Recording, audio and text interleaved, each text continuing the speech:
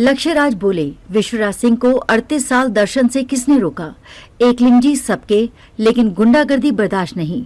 अंतिम संस्कार में न जाने पर कहा धमकियां मिली थीं। उदयपुर के पूर्व राज परिवार में राज तिलक की रस्मों को लेकर छिड़ा विवाद थम गया है। जब धूनी के दर्शन कराने ही थे तो 3 दिन क्यों लगा दिए? सरकार में बैठे एक व्यक्ति पर आरोप लगाया, किसकी ओर इशारा था? लक्ष्यराज ने सभी सवालों के जवाब दिए। साथ ही महेंद्र सिंह मेवाड़ के अंतिम संस्कार में नहीं जाने की वजह भी बताई।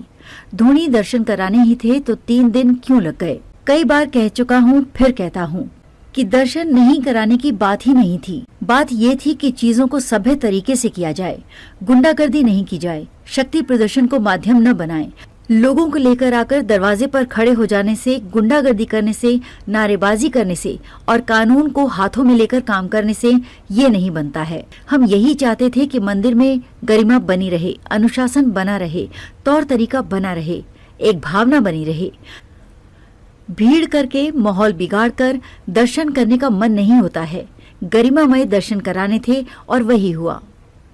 प्रशासन को आपने पहले ही सूचित कर दिया था। क्या आपको आशंका थी कि माहौल बिगड़ेगा? मैं ये स्पष्ट करना चाहता हूँ कि हमने हवाला दिया था 1984 का। 1984 में उस दिन मेरे पिताजी को बंदूकों और तलवारों का सामना करना पड़ा।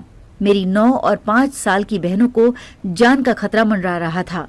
वो उस दौर की सच्चाई थी।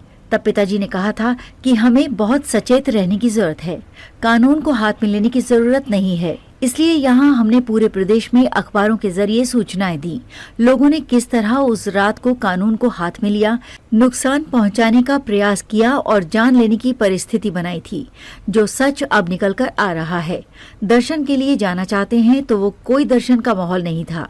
सच्चाई जो है सामने आएगी और उस दिन की जांच भी सामने आएगी। 1984 की बात पर आप इमोशनल हो जाते हैं।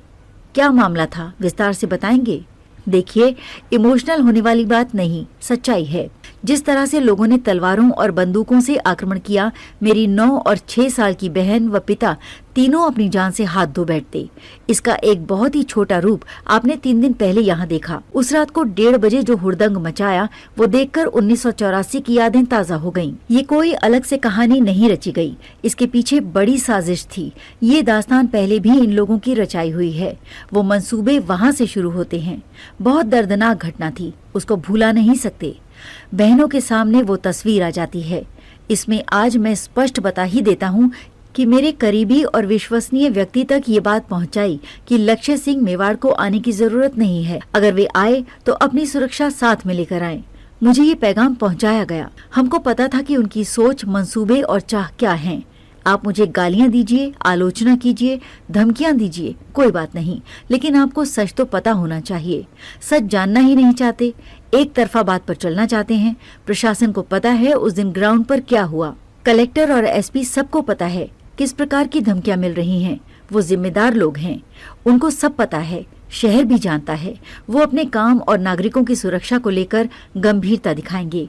25 नवंबर की घटना को लेकर आपने एक सख्त बयान दिया, उसके क्या मायने थे?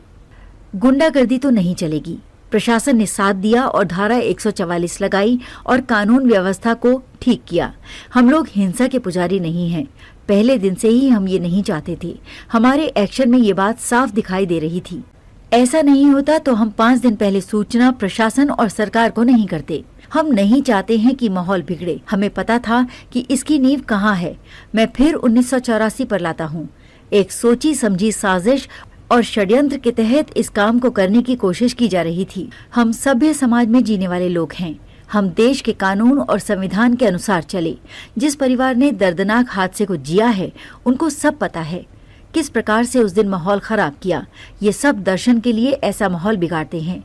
एक जनप्रतिनिधि जो चुन कर आए हैं, उनकी जिम्मेदारी नहीं बनती है। वो कह रहे थे कि हम माहौल नहीं बिगाड़ना चाहते हैं, तो फिर क्यों? आपकी कथनी और करने में इतना फर्क है। आपकी स्वयं की चाह होगी तो आपके समर्थक आपकी नहीं सुन रहे।